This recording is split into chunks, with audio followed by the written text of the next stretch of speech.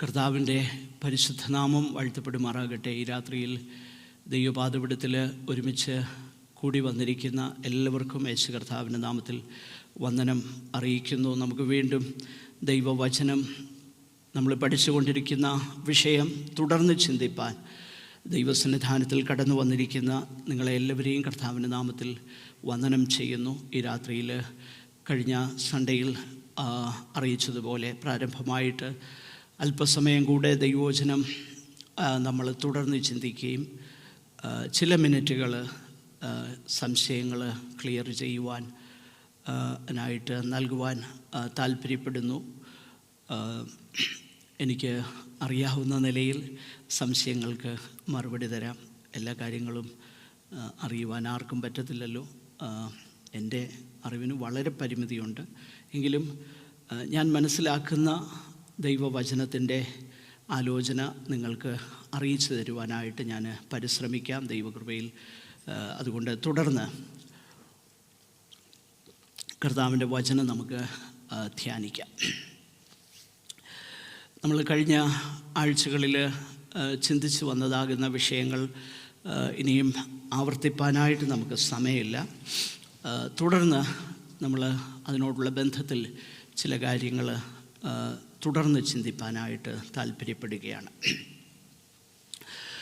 Although each of the three persons is equally God, the relations reflect an order among the persons. നമുക്കറിയാം, ദൈവവചനത്തിൽ നമ്മൾ കണ്ടതാകുന്ന ഒരു പ്രധാനപ്പെട്ട വിഷയം, there is only one God. ആ one God ഹെഡിൽ ത്രീ ഡിവൈൻ പേഴ്സൺസ്, പിതാവ്, പുത്രൻ, പരിശുദ്ധാത്മാവ് എന്ന മൂന്ന് ദൈവിക വ്യക്തികൾ ഉണ്ട് എന്ന് നമുക്ക് മനസ്സിലാക്കാനായിട്ട് കഴിഞ്ഞു. വേദപുസ്തകം അങ്ങനെ പഠിപ്പിക്കുന്നു.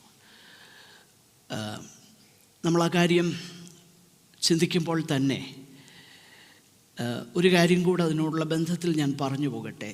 ഇത് ഏതെങ്കിലും ചർച്ചിൻ്റെ സുന്നഹദോസോ അങ്ങനെയൊന്നും കൂടി തീരുമാനത്തിലെത്തിയ ഒരു ഉപദേശമല്ല ത്രിയേകത്വം എന്നുള്ളത്. തീർച്ചയായിട്ടും ആ ത്രിയേകത്വം എന്ന പദം ആദ്യമായി കോയിൻ ചെയ്തത് തെർത്തുല്യൻ എന്ന ആഫ്രിക്കയിലുണ്ടായിരുന്ന ഒരു ആഫ്രിക്കയിലായിരുന്നു അദ്ദേഹം ആദ്യം. പിന്നീട് യൂറോപ്പിലോട്ടൊക്കെ അദ്ദേഹം ശുശ്രൂഷയുള്ള ബന്ധത്തിൽ മാറുവാൻ തക്കവണ്ണം ഇടയായിത്തീർന്നു. ആ പ്രിയപ്പെട്ടവനാണ് ആദ്യമായിട്ട് ആ പദം കോയിൻ ചെയ്യുന്നത്. അത് 2nd സെഞ്ച്വറിയിലാണ്. ആ പദം വേദപുസ്തകത്തിലില്ല എന്നുള്ളത് നമുക്കറിയാം. ആ പദം ഇല്ല എന്ന് വിചാരിച്ച് ആ ഉപദേശം ഇല്ല എന്ന് നമുക്ക് പറയാൻ പറ്റുകയില്ല. കാരണം 1-ാം നൂറ്റാണ്ടിൽ തന്നെ ആദ്യമായിട്ട് ക്രിസ്ത്യാനികളായവർ യഹൂദന്മാരായിരുന്നു. യഹൂദന്മാരുടെ അടിസ്ഥാന പ്രമാണമെന്ന് പറയുന്നത് ഏകദൈവ വിശ്വാസം എന്നുള്ളതാണ്. ഏകദൈവ വിശ്വാസം. ആ ഏകദൈവ വിശ്വാസം എന്നുള്ളത് അവർക്ക് ഏറ്റവും അടിസ്ഥാനമായിട്ട്, പ്രത്യേകിച്ച് കനാനിലേക്ക് അവർ പ്രവേശിക്കുമ്പോൾ ആവർത്തന പുസ്തകം 6-ാമത്തെ അധ്യായത്തിൽ ബഹുദൈവങ്ങളെ ആരാധിച്ചു കൊണ്ടിരുന്ന അനേക ജാതികളുടെ നടുവിലേക്ക്, എന്ന് പറഞ്ഞാൽ ബഹുദൈവങ്ങൾ എന്ന് പറയാൻ പറ്റുകയില്ല. കാരണം ദൈവം ഒന്നേ ഉള്ളൂ. അതൊക്കെയും അവരുടെ ആരാധനാമൂർത്തികളാണ്. അവർ ദൈവമെന്ന് വിളിക്കുന്നതേ ഉള്ളൂ. പക്ഷെങ്കിൽ ഒരു ദൈവമേ ഉള്ളൂ. ആ ദൈവം യാഹ്വയാണ് എന്നുള്ള അടിസ്ഥാന പ്രമാണം അവർക്ക് നൽകപ്പെട്ടിരുന്നു. അത് നമുക്കറിയാം. ആവർത്തനം 6-ാം അധ്യായത്തിൽ നമ്മൾ ആ വേദഭാഗം കണ്ടതാണ്. പഴയ നിയമത്തിലും അനേക ഇടങ്ങളിൽ നമ്മളത് വായിക്കുന്നുണ്ട്. എന്നാൽ പുതിയ നിയമത്തിലേക്ക് കടന്നു വന്നപ്പോൾ അവിടെയുള്ള ദൈവമക്കൾ അവർ മനസ്സിലാക്കിയ ഒരു സത്യമാണ് ഈ ഉപദേശം എന്ന് പറഞ്ഞാൽ, ഏകദൈവ വിശ്വാസം പുതിയ നിയമത്തിൽ 1-ാം നൂറ്റാണ്ടിൽ അവരിൽ രൂഢമൂലമായിരുന്ന ഒരു കാര്യമാണ്. അതുകൊണ്ടാണ് യാക്കോബിൻ്റെ ലേഖനം 2-ാമത്തെ അധ്യായത്തിൽ ദൈവം ഏകൻ എന്ന് നീ വിശ്വസിക്കുന്നുവോ? പിശാചുക്കളും അങ്ങനെ വിശ്വസിക്കുകയും വിറയ്ക്കുകയും ചെയ്യുന്നു. ഓൺലി വൺ ഗോഡ് എന്ന ആ കാര്യം. മറ്റൊന്ന്, സുവിശേഷങ്ങളിൽ നമ്മൾ വായിക്കുന്നുണ്ട്, അനേക റെഫറൻസുകളുണ്ട്. യോഹന്നാൻ്റെ സുവിശേഷം 17:3 എൻ്റെ ഓർമ്മ. യേശു കർത്താവിൻ്റെ വാക്കുകൾ, ഏക സത്യ ദൈവമായ അങ്ങയെയും അങ്ങയച്ച യേശു ക്രിസ്തുവിനെയും വിശ്വസിക്കുന്നത് എന്താകുന്നു? നിത്യജീവൻ. അപ്പോൾ ഏക സത്യ ദൈവം എന്നുള്ള വിശ്വാസം പഴയ നിയമത്തിലും പുതിയ നിയമത്തിലും ഒരുപോലെ ഉറപ്പിക്കപ്പെട്ട ഒരു വിശ്വാസമാണ്. ഓക്കെ. എന്നാൽ പുതിയ നിയമത്തിലെ ആ യഹൂദ ക്രൈസ്തവർ അതിനെ ഉപദേഷ്ടാക്കന്മാർ വിളിക്കുന്നത് എക്സ്പീരിയൻഷ്യൽ ട്രിനിറ്റേറിയൻസ് ആയിരുന്നു. എന്ന് പറഞ്ഞാൽ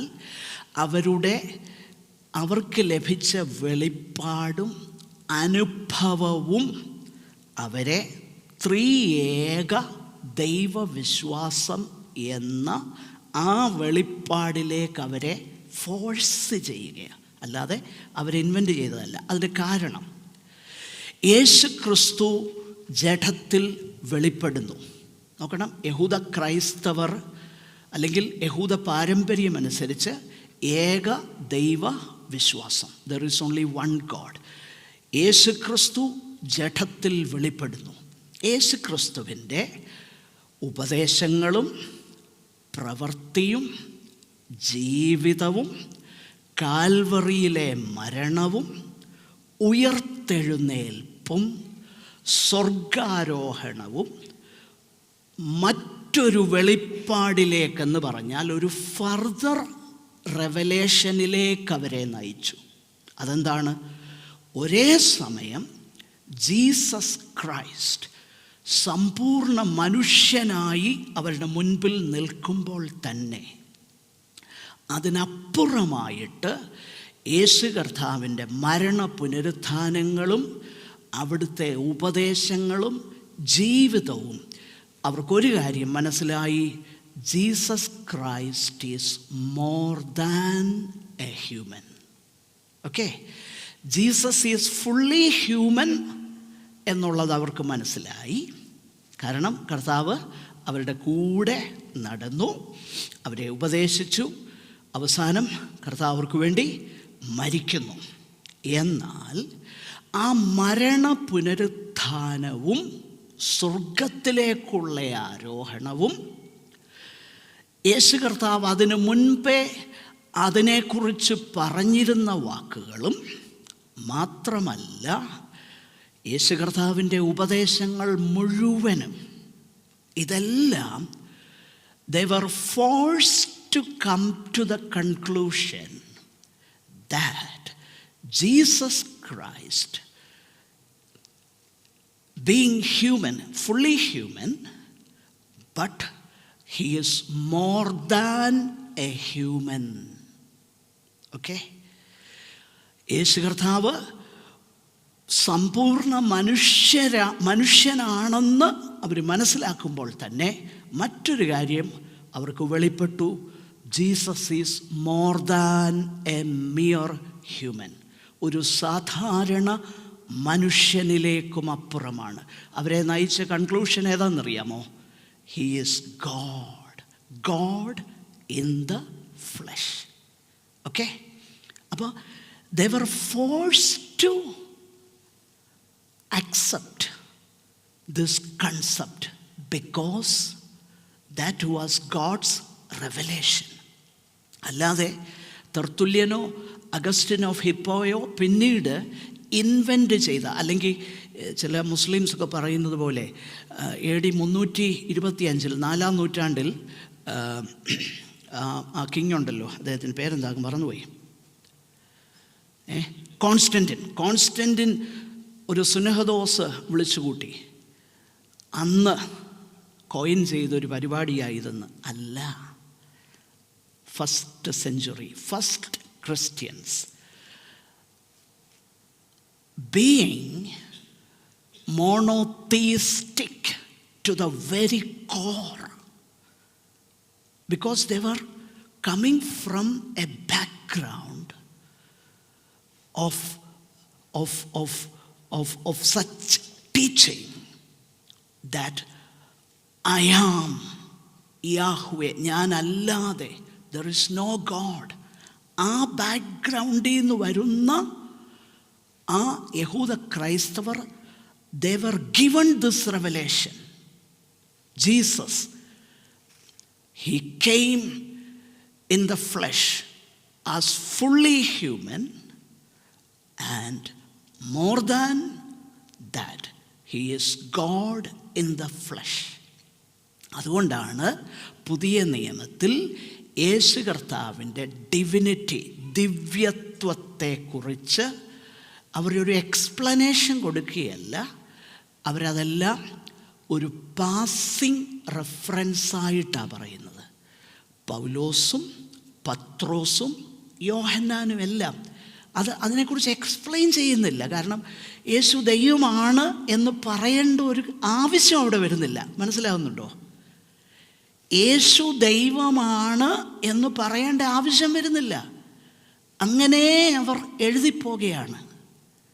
അതുകൊണ്ടാണ് അങ്ങനെ യേശു ദൈവമാണ് എന്ന് തെളിയിക്കേണ്ട ഒരു ആവശ്യകത അവർക്കില്ലായിരുന്നു. അതുകൊണ്ടാണ്. ഓക്കെ, ഇനി പരിശുദ്ധാത്മാവ് അവരിലേക്ക് വന്നപ്പോൾ they realized there is another person. Although നമുക്കറിയാം പഴയ നിയമത്തിൽ ഈ 3 പേഴ്സണാലിറ്റീസിനെ, ആ ട്രേസസ്, അത് പരോക്ഷമായിട്ടും ഒളിഞ്ഞും തെളിഞ്ഞും നമ്മൾ കാണുന്നു. പക്ഷേ ആ ഫുൾ റെവലേഷൻ വരുന്നത് പുതിയ നിയമത്തിലേക്ക് വരുമ്പോഴാണ്. പഴയ നിയമത്തിലുണ്ട്, എന്നാൽ ആ പൂർണ്ണമാകുന്ന വെളിപ്പാട് പുതിയ നിയമത്തിലേക്ക്. പരിശുദ്ധാത്മാവ് അവരിലേക്ക് വന്നപ്പോൾ അവരൊരു കാര്യം മനസ്സിലാക്കി, the spirit of God is himself is God. അല്ലേ? അതുകൊണ്ടാണ് പത്രോസ് അപ്പോസ്തോലൻ അപ്പോസ്തോല പ്രവൃത്തി 5-ാം അധ്യായം അനന്യാസിൻ്റെയും സഫീറയുടെയും ആ വിഷയത്തിൽ അവിടെ പറയുന്നൊരു കാര്യമുണ്ട്. ഒന്ന് വായിച്ചോളൂ. അനന്യാസിനോടും സഫീറയോടും പത്രോസ് പറയുന്ന ഒരു കാര്യം, 5-ാം അധ്യായം അതിൻ്റെ 3-ാം വാക്യം. അപ്പോൾ പത്രോസ് അനന്യാസേ, പരിശുദ്ധാത്മാവിനോട് വ്യാജം കാണിപ്പാനും നിലത്തിന്റെ വിലയിൽ കുറെ എടുത്തു വെക്കാനും സാത്താൻ നിന്റെ ഹൃദയം കൈവശമാക്കിയത് എന്ത്? അത് വിൽക്കും മുൻപേ നിന്റേതായിരുന്നല്ലോ, വിറ്റ ശേഷവും നിന്റെ കൈവശമല്ലാഞ്ഞുവോ? ഈ കാര്യത്തിന് നീ മനസ്സ് വെച്ചത് എന്ത്? മനുഷ്യരോടല്ല, ദൈവത്തോടത്രേ നീ വ്യാജം കാണിച്ചത്. പത്രോസ് അവിടെ ഒരു എന്താ പറയുന്നേ, ഒരു വിശദീകരണമൊന്നും കൊടുക്കുന്നില്ല. നീ പരിശുദ്ധാത്മാവിനോട് വ്യാജം കാണിച്ചു, പക്ഷേ നീ ആരോടാ വ്യാജം കാണിച്ചേ? നീ മനുഷ്യരോടല്ല, ദൈവത്തോ. വിശദീകരിക്കുന്നില്ല അവിടെ. അതുപോലെ തന്നെയാണ് പൗലോസും കൊരിന്ത്യർ ലേഖനത്തിൽ, നിങ്ങൾ ദൈവത്തിൻ്റെ മന്ദിരമാകുന്നു എന്നും, പിന്നെന്താ, why you are God's temple, ദൈവത്തിൻ്റെ ആത്മാവ് നിങ്ങളിൽ വസിക്കുന്നു. അപ്പോൾ ദൈവത്തിൻ്റെ മന്ദിരമാണ് നിങ്ങൾ. അതിൻ്റെ കാരണം ദൈവത്തിൻ്റെ ആത്മാവ് നിങ്ങളിൽ വസിക്കുന്നു. അവിടെ ഒന്നും നോക്കണം, ഇത് ത്രിയേക വിശ്വാസത്തിൻ്റെ 2-ാമത്തെ ഉപദേശമാണ്, അല്ലെങ്കിൽ സെക്കൻഡ് ടെനറ്റ്, അല്ലെങ്കിൽ സെക്കൻഡ് പോയിൻ്റാണ് എന്നൊന്നും പറയേണ്ട ആവശ്യമില്ല. മനസ്സിലായോ? It was clear to them. നമുക്കാണ് ഇന്ന് പ്രശ്നമുള്ളത്. എന്താ? നമ്മൾ പലപ്പോഴും വേദപുസ്തകത്തിലെ ആ വ്യക്തമാകുന്ന ഉപദേശത്തെ അതുപോലെ നമ്മൾ മനസ്സിലാക്കുന്നില്ല. അതുകൊണ്ടാണ് ഈ പ്രശ്നം വരുന്നത്. ഓക്കെ, അവർക്കതൊരു പ്രശ്നമേ അല്ല.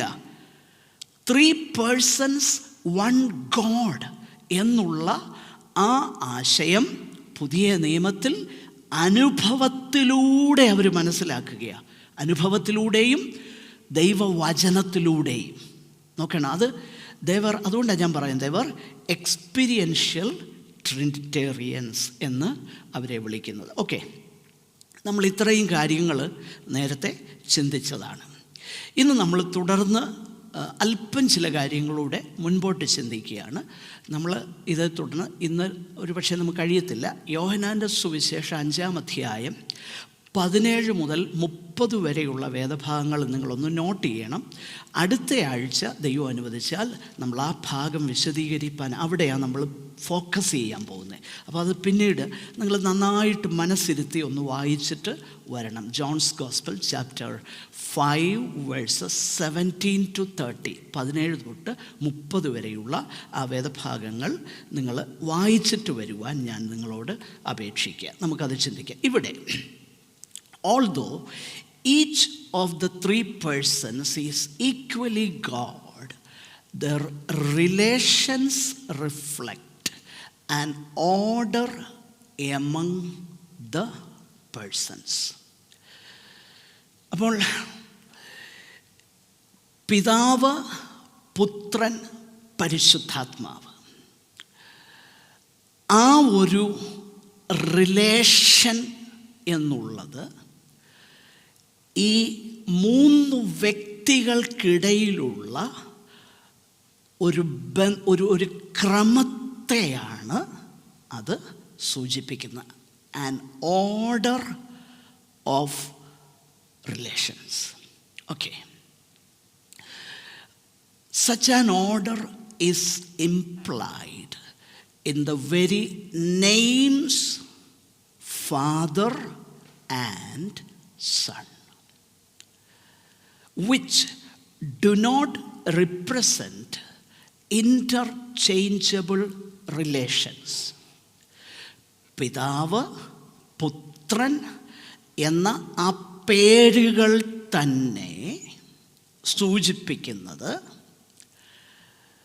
ഒന്ന് മറ്റൊന്നിന് പകരമായി മാറ്റാൻ കഴിയാത്ത ആ ഒരു ബന്ധത്തിൻ്റെ ക്രമത്തെയാണ്. ഓക്കെ, ഇത് വളരെ ഇമ്പോർട്ടൻ്റാണ്.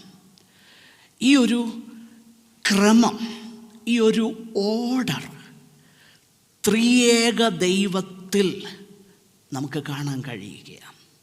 ഓക്കെ, നമുക്ക് ചില വേദഭാഗങ്ങളൊക്കെ അതിനോടുള്ള ബന്ധത്തിൽ തുടർന്ന് ചിന്തിക്കും. Just as the Father sent Christ and glorified him, so the Son's work and glorification ultimately serve to the glory of God the Father. Okay, ഈ വേദഭാഗങ്ങൾ നമ്മൾ മനസ്സിലാക്കുമ്പോൾ പിതാവ് പുത്രനെ അയക്കുന്നു, പുത്രനെ മഹത്വപ്പെടുത്തുന്നു. അതുപോലെ തന്നെ പുത്രൻ്റെ പ്രവൃത്തി ആത്യന്തികമായി പിതാവിൻ്റെ മഹത്വത്തിന് വേണ്ടിയിട്ടാണ്. ചില വേദഭാഗങ്ങൾ നമ്മളൊന്ന് വായിക്കാം. ഫിലിപ്പിയർ 2:11. എല്ലാ നാവും യേശുക്രിസ്തു കർത്താവെന്ന് പിതാവായ ദൈവത്തിൻ്റെ മഹത്വത്തിനായി ഏറ്റുപറയുകയും ചെയ്യേണ്ടി വരും. നോക്കുക, ഇവിടെ നമ്മൾ വായിക്കുന്ന ഈ കാര്യം, എല്ലാ നാവും എന്തു ചെയ്യും? യേശുക്രിസ്തു കർത്താവ് എന്ന് പിതാവിൻ്റെ മഹത്വത്തിനായി ഏറ്റുപറയേണ്ടി വരും.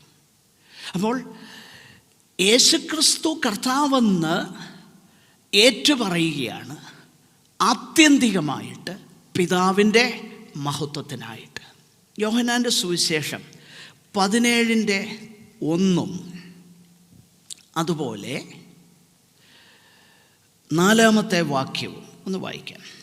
ഇത് സംസാരിച്ചിട്ട് യേശു സ്വർഗത്തേക്ക് നോക്കി പറഞ്ഞതെന്തെന്നാൽ, പിതാവേ, നാഴിക വന്നിരിക്കുന്നു, നിന്റെ പുത്രൻ നിന്നെ മഹത്വപ്പെടുത്തേണ്ടതിന് പുത്രനെ മഹത്വപ്പെടുത്തേണമേ. നോക്കണമേ, നിന്റെ പുത്രൻ അങ്ങയെ മഹത്വപ്പെടുത്തേണ്ടതിന് പുത്രനെ മഹത്വപ്പെടുത്തണമേ. 4-ാം വാക്യം. ഞാൻ ഭൂമിയിൽ നിന്നെ മഹത്വപ്പെടുത്തി, നീ എനിക്ക് ചെയ്യുവാൻ തന്ന പ്രവൃത്തി തികച്ചിരിക്കുന്നു. നോക്ക്, അപ്പോൾ ആ പിതാവ് പുത്രൻ എന്നുള്ള ആ ക്രമം, ആ ഓർഡർ, ട്രൈ യൂണിറ്റി നമുക്കവിടെ കാണാനായിട്ട് കഴിയുന്നുണ്ട്. ഈ ഒരു ക്രമം ആണ് സത്യത്തിൽ പൗലോസും പത്രോസും നമ്മുടെ രക്ഷയെക്കുറിച്ച് എഴുതുമ്പോൾ പത്രോസും പൗലോസും എഫേസ്യർ 1:3, 1 പത്രോസ് 1:3, എഫേസ്യർ 1:3 നമ്മുടെ കർത്താവായ യേശു ക്രിസ്തുവിൻ്റെ ദൈവവും പിതാവുമായവൻ വാഴ്ത്തപ്പെട്ടവൻ.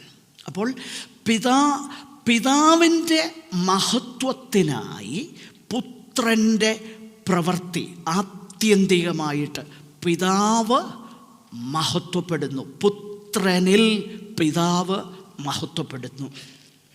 1 പത്രോസ് 1:3 അതുതന്നെ നമുക്ക് കാണാനായിട്ട് കഴിയും. The Father and the Son sent the Spirit, but the Spirit does not send them. നമ്മൾ ആ കാര്യം മനസ്സിലാക്കണം. അതായത് പിതാവും പുത്രനും പരിശുദ്ധാത്മാവിനെ അയക്കുന്നു, എന്നാൽ ആത്മാവല്ല പുത്രനെയോ പിതാവിനെയോ അയക്കുന്നത്. നോക്ക്, ആ ഓർഡർ, ആ ക്രമം നമുക്കവിടെ കാണാനായിട്ട് കഴിയുന്നുണ്ട്. The Holy Spirit does not speak from himself but of what he receives from the Father and Christ. Yohannan 16-ാമത്തെ അധ്യായം അതിൻ്റെ 13 മുതൽ 15 വരെയുള്ള വാക്യങ്ങളൊന്ന് വായിച്ചോളൂ. സത്യത്തിൻ്റെ ആത്മാവ് വരുമ്പോഴോ അവൻ നിങ്ങളെ സകല സത്യത്തിലും വഴി നടത്തും. അവന് സ്വയമായി സംസാരിക്കാതെ താൻ കേൾക്കുന്നത് സംസാരിക്കുകയും വരുവാനുള്ളത് നിങ്ങൾക്ക് അറിയിച്ചു തരികയും ചെയ്യും. അവൻ എനിക്കുള്ളതിൽ നിന്ന് എടുത്ത് നിങ്ങൾക്ക് അറിയിച്ചു തരുന്നത് കൊണ്ട് എന്നെ മഹത്വപ്പെടുത്തും. പിതാവിനുള്ളതൊക്കെയും എനിക്കുള്ളത്, അതുകൊണ്ടത്രേ അവൻ എനിക്കുള്ളതിൽ നിന്ന് എടുത്ത് നിങ്ങൾക്ക് അറിയിച്ചു തരും എന്ന് ഞാൻ പറഞ്ഞു. ആ പിതാവ്, പുത്രൻ, പരിശുദ്ധാത്മാവ് എന്നുള്ള ആ ഓർഡർ, ആ ഒരു ക്രമം ത്രിയേക ദൈവത്തിൽ നമുക്ക് കാണാനായിട്ട് കഴിയുന്നുണ്ട്. ഇനി ഈ ഒരു കാര്യം കൂടെ നമുക്ക് മുൻപോട്ട് അല്പം ചില കാര്യങ്ങളൂടെ ഞാൻ പറഞ്ഞ് അവസാനിപ്പിക്കാം. It is important to remember that when we speak of an order in the Trinity, we do not imply a chronological order as if one person existed when the others did not, or an ontological order as if one person had more or greater attributes than another, or more glory and dignity than another, but a personal order that shapes, പേടിക്കണ്ട, ഞാൻ മടങ്ങി വരാം. A personal order that shapes how the persons relate to each other and how they work together in the world. അപ്പോൾ ഈ ഓർഡറുണ്ട്. പിതാവ്, പുത്രൻ, പരിശുദ്ധാത്മാവ് എന്ന ആ വ്യക്തികൾക്കിടയിൽ, ഏക ദൈവത്തിൽ 3 വ്യക്തികൾ, പിതാവ്, പുത്രൻ, പരിശുദ്ധാത്മാവ്, ഇൻ്റർചേഞ്ചബിളായിട്ടുള്ള ആ റിലേഷണൽ ഓർഡർ ഉണ്ടെന്ന് നമ്മൾ കണ്ടു. ബന്ധങ്ങളെ സൂചിപ്പിക്കുന്ന ഒന്നിനോട് മാറ്റാൻ കഴിയാത്ത ആ ബന്ധങ്ങളുണ്ട്.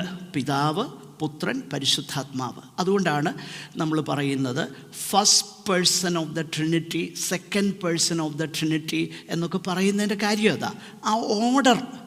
അല്ലാതെ അപ്പോൾ അങ്ങനെ പറയുമ്പോൾ ഫസ്റ്റെന്നും സെക്കൻഡെന്നും ഒക്കെ പറയുമ്പോൾ we do not imply a chronological order.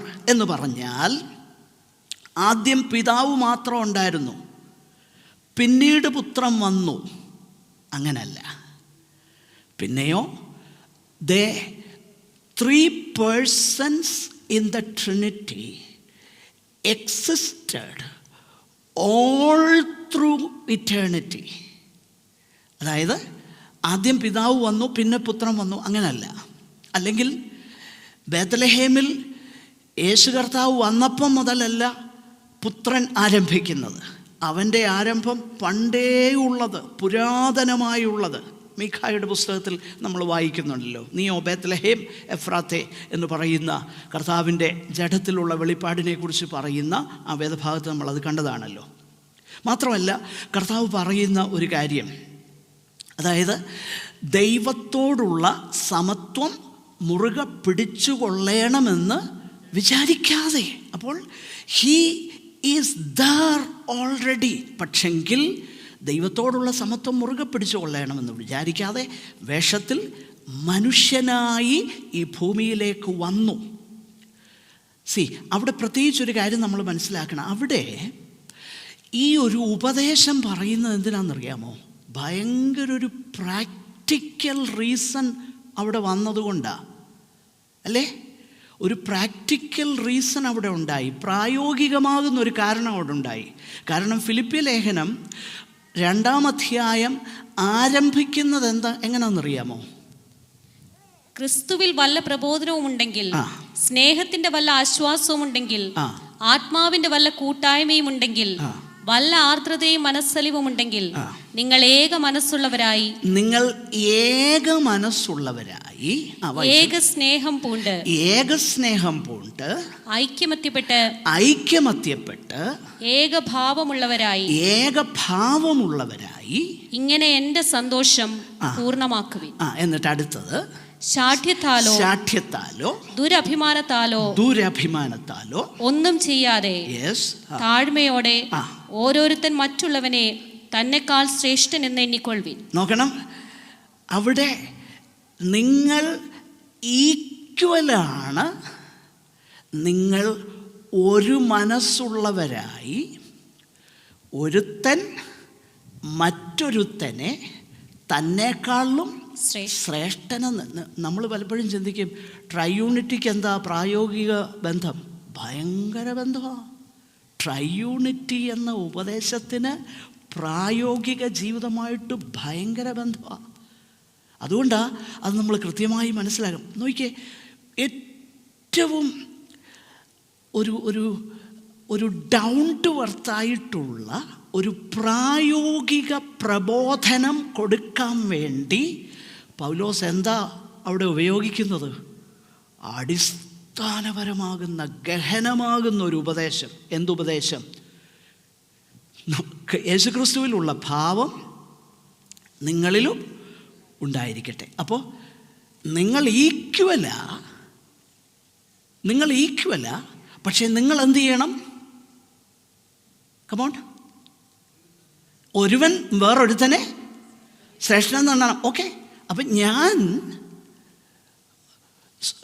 സ്വീൻ ബ്രദറിനെ ശ്രേഷ്ഠനെന്ന് ഞാൻ എണ്ണുമ്പോൾ അതിൻ്റെ അർത്ഥം ഞാൻ സ്വീൻ ബ്രദറിനേക്കാളും ചെറുതാന്നല്ല. അതിൻ്റെ അർത്ഥം ഈക്വലാണ്, പക്ഷേ ഞാൻ എന്ത് ചെയ്യുകയാണ്? ശ്രേഷ്ഠനെന്ന് എണ്ണണം, ഞാൻ എണ്ണണം. ആ കാര്യം ആ പൗലോസ് അവിടെ പറയുന്നേ. അത് പറഞ്ഞു വരുമ്പോഴാണ് പറയുന്നത്, നോക്ക്, ഇതാദ്യം നമ്മൾ കാണുന്നത് ആരിലാണെന്നറിയാമോ? യേശുക്രിസ്തുവില്ല. യേശുക്രിസ്തു പിതാവിനോട് ആരായിരുന്നു? ഈക്വലായിരുന്നു. ദൈവസ്വരൂപത്തിലിരിക്കെ പക്ഷേ കർത്താവ് എന്ത് ചെയ്തില്ല? ആ പ്രിവിലേജും പിടിച്ചോണ്ടിരുന്നില്ല. മനസ്സിലാക്കണേ, ഞാൻ പാസ്റ്ററാണ്, അല്ലേ ഞാൻ സെക്രട്ടറിയാണ്, അല്ലേ ഞാൻ പ്രസിഡന്റ്. നോ,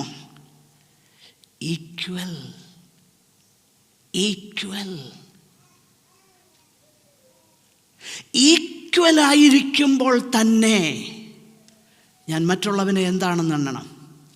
ശ്രേഷ്ഠനെന്ന് എണ്ണണം. നോക്കി, ആ ക്രമം കണ്ടോ? അത് പറയാൻ വേണ്ടിയിട്ട് പൗലോസ് എത്ര അനുഗ്രഹിക്കപ്പെട്ട ഒരു ഉപദേശം അവിടെ പറയുന്നേ. യേശുക്രിസ്തു എന്തായി? ദാസരൂപത്തിൽ, വേഷത്തിൽ. അപ്പോൾ നിങ്ങൾ എന്ത് ചെയ്യണം? You are equal, but look at Jesus and let his mind be in you. ക്രിസ്തുവേശുവിലുള്ള ഭാവം നിങ്ങളിൽ ഉണ്ടാകട്ടെ. When it comes to the unity of church, അല്ലേ? ഇത് തന്നെയല്ലേ പൗലോസ്, ഞാൻ പറഞ്ഞത് ട്രിനിറ്റി പ്രായോഗികമാണ് കേട്ടോ പ്രിയറ്റെ, പ്രായോഗികമാണ്. എഫേസ്യർ 4-ാം അധ്യായം എങ്ങനെയാണ് തുടങ്ങുന്നത്? ഒന്ന് വായിച്ചോ. എൻ്റെ വിഷയം അതല്ലെങ്കിലും പെട്ടെന്ന് വായിച്ചോ. ഇത് ചുമ്മാതെ ഏതാണ്ട് ഒരു അക്കാഡമിക് എക്സസൈസ് ആണെന്ന് ആരും ചിന്തിക്കരുത്. അങ്ങനല്ല ത്രിയേകത്വം പഠിപ്പിച്ചേക്കുന്നത്. അത് പറയാൻ വേണ്ടിയിട്ടാണ് ഞാൻ ഈ പറയുന്നത്. വായിച്ചു. കർത്തൃസേവ നിമിത്തം ബദ്ധനായിരിക്കുന്ന ഞാൻ പ്രബോധിപ്പിക്കുന്നത് നിങ്ങളെ വിളിച്ചിരിക്കുന്ന വിളിക്ക് യോഗ്യമാം വണ്ണം പൂർണ്ണ വിനയത്തോടും സൗമ്യതയോടും ദീർഘക്ഷമയോടും കൂടെ നടക്കുകയും നോക്കിയ പ്രായോഗികമാകുന്ന കാര്യമാണ് പറയുന്നത്. വായിച്ചു. സ്നേഹത്തിൽ അന്യോന്യം പൊറുക്കുകയും ആത്മാവിന്റെ ഐക്യത സമാധാന ബന്ധത്തിൽ കാക്കുവാൻ ശ്രമിക്കുകയും ചെയ്യുവിൻ. വായിച്ചു. നിങ്ങളെ വിളിച്ചപ്പോൾ ഏക പ്രത്യാശയ്ക്കായി നിങ്ങളെ വിളിച്ചപ്പം ഏക പ്രത്യാശയ്ക്ക് അടുത്തത് ഏക പ്രത്യാശയ്ക്കായി നിങ്ങളെ വിളിച്ചതുപോലെ ശരീരമൊന്ന് ആത്മാവൊന്ന് ആത്മാവൊന്ന് അടുത്തത് കർത്താവ് ഒരുവൻ അടുത്തത് വിശ്വാസമൊന്ന് സ്നാനമൊന്ന് എല്ലാവർക്കും മീതെ ഉള്ളവനും എല്ലാവരിലും കൂടി വ്യാപരിക്കുന്നവനും എല്ലാവരിലും ഇരിക്കുന്നവനുമായി എല്ലാവർക്കും ദൈവവും പിതാവും അല്ലെങ്കിൽ പിതാവായ ദൈവം, കർത്താവായ യേശുക്രിസ്തു, ആത്മാവ്. നോക്കിയേ, ആ ട്രിനിറ്റേറിയൻ ഡോക്ട്രിൻ പറഞ്ഞുകൊണ്ടാണ് നിങ്ങൾ ഐകമത്യപ്പെട്ടത്. നിങ്ങൾ എന്താകണം? നോക്കിയേ, ഞാൻ പറയുന്നത് മനസ്സിലാകുന്നുള്ളൂ. ട്രിനിറ്റി എന്ന് പറഞ്ഞാൽ ചുമ്മാ ഒരു അക്കാഡമിക് എക്സസൈസ് അല്ല. അതാ ഞാൻ പറഞ്ഞത്. അവർ 1-ാം നൂറ്റാണ്ടിലെ ദൈവജനത്തിന് it is taken for granted എന്ന് പറഞ്ഞാൽ അതവരുടെ it is part and parcel of their life, ജീവിതത്തിൻ്റെ ഭാഗമായിരുന്നു. അല്ലാതെ അതിനെ നമ്പർ 1 എന്ന് പറയേണ്ട ആവശ്യമില്ലായിരുന്നു. അതുകൊണ്ടാണ് ആ വാക്ക് അവിടെ ഇല്ലാത്തത്. അതിൻ്റെ ആവശ്യമില്ലായിരുന്നു. പ്രായോഗികമാകുന്ന വിഷയം. ഓക്കെ, അപ്പോൾ ഇത് ഞാൻ പറഞ്ഞു വരുമ്പോൾ ഈ ഓർഡർ ഇൻ ദ ട്രിനിറ്റി, അതായത് പിതാവ്, പുത്രൻ, പരിശുദ്ധാത്മാവ് എന്ന 3 വ്യക്തികളിൽ ഉള്ളതാകുന്ന അക്രമം, അത് ഒരു ക്രോണോളജിക്കൽ ഓർഡർ അല്ല. എന്ന് പറഞ്ഞാൽ as if one person existed when others did not. ഒരാൾ ഉണ്ടായിരുന്നു, മറ്റുള്ളവരില്ലായിരുന്നു. ആ ഓർഡർ അല്ല, ആ ക്രമമല്ല. Or an ontological order. Ontological order എന്ന് പറഞ്ഞാൽ as if one person had more. അതായത് പിതാവിന് കൂടുതൽ മഹത്വം, കൂടുതൽ സവിശേഷ ഗുണം പുത്രനില്ലാത്ത കൂടുതൽ പിതാവിന്, പിന്നെ പരിശുദ്ധാത്മാവിനില്ലാത്ത വേറെ കുറച്ച് ഗുണം പുത്രന്. അങ്ങനല്ല അതിൻ്റെ അർത്ഥം, അതല്ല. പിന്നെ എന്താ? But a personal order that shapes how the persons relate to each other and how they work together in the world. അപ്പോൾ ഇതൊരു വ്യക്തിപരമാകുന്ന ക്രമത്തെയാണത് സൂചിപ്പിക്കുന്നത്. എങ്ങനെ ഒരു വ്യക്തി മറ്റൊരാളുമായി എങ്ങനെ ബന്ധപ്പെട്ടിരിക്കുന്നു എന്നതും എങ്ങനെ അവിടുന്ന് ഈ ലോകത്തിൽ പ്രവർത്തിക്കുന്നു എന്ന ഒരു ക്രമമാണ്. അതുകൊണ്ടാണ് പിതാവ് പുത്രനെ അയക്കുന്നു. അപ്പോൾ പുത്രൻ വന്നിട്ട് പറയുക, ഞാൻ എൻ്റെ ഇഷ്ടമല്ല ചെയ്യാൻ വന്നത്, പിന്നെ ആരുടെ ഇഷ്ടം ചെയ്യാനാണ് വന്നേ? പിതാവിൻ്റെ ഇഷ്ടം ചെയ്യാനാണ് വന്നേ എന്ന് പറഞ്ഞാൽ that does not mean the son is inferior to the father. It is only a relational order with regards to the work they accomplish in the world. അത് ക്ലിയർ ആണെന്ന എൻ്റെ ചിന്ത, അല്ലേ? നമ്മൾ വേദഭാഗത്തേക്ക് വരുമ്പോൾ അത് വളരെ ക്ലിയർ ആകും. Okay, These distinctions among the divine persons do not separate them, but bind them together, for the Father, the Son, and the Holy Spirit indwell each other. അപ്പോൾ ഞാനത് വേദഭാഗങ്ങളിലേക്ക് ഞാൻ വരുമ്പോഴേ അത് കുറച്ചുകൂടെ വ്യക്തമാകും. ഈ ഒരു വ്യത്യസ്തത എന്ത്?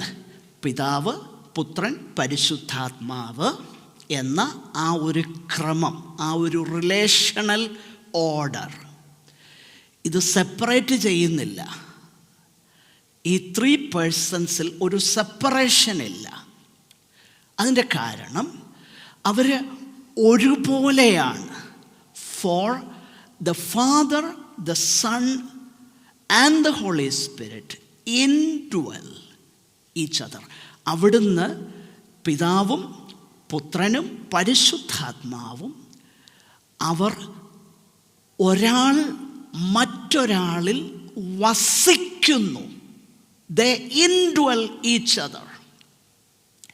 ദൈവിക വ്യക്തികൾക്കിടയിലുള്ള വ്യതിരിക്തത അല്ലെങ്കിൽ ഡിസ്റ്റിങ്റ്റീവ്നെസ് അവരെ വേർപെടുത്തുകയല്ല, അവരെ ബന്ധിപ്പിക്കുന്നു. കാരണം പിതാവും പുത്രനും പരിശുദ്ധാത്മാവും പരസ്പരം വസിക്കുന്നു. ചില വേദഭാഗങ്ങൾ നമ്മൾ കാണാം. യോഹന്നാൻ്റെ സുവിശേഷത്തിൽ നമ്മൾ വായിക്കുന്നു, യോഹന്നാൻ 1:18, പിതാവിൻ്റെ മടിയിൽ ഇരിക്കുന്ന ഏകജാതനായ പുത്രൻ. ഇല്ലേ? യോഹന്നാൻ 1:18. അപ്പോൾ മടിയിലിരിക്കുക എന്ന് പറഞ്ഞു കഴിഞ്ഞാൽ the bosom is the place of intimate friendship.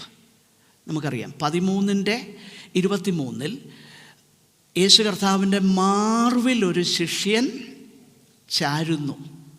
So ആ ഒരു പോസ്ചർ എന്താ? It is A physical picture of relational union. അപ്പോൾ പുത്രൻ പിതാവിൻ്റെ മടിയിലിരിക്കുന്നു. ഏകജാതനായ പുത്രൻ പിതാവിൻ്റെ മടിയിലിരിക്കുന്നു. യോഹന്നാൻ 1:18. അതിൻ്റെ അർത്ഥം എന്താ? അതിൻ്റെ അർത്ഥം നമുക്ക് മനസ്സിലാകാനുള്ളതാകുന്ന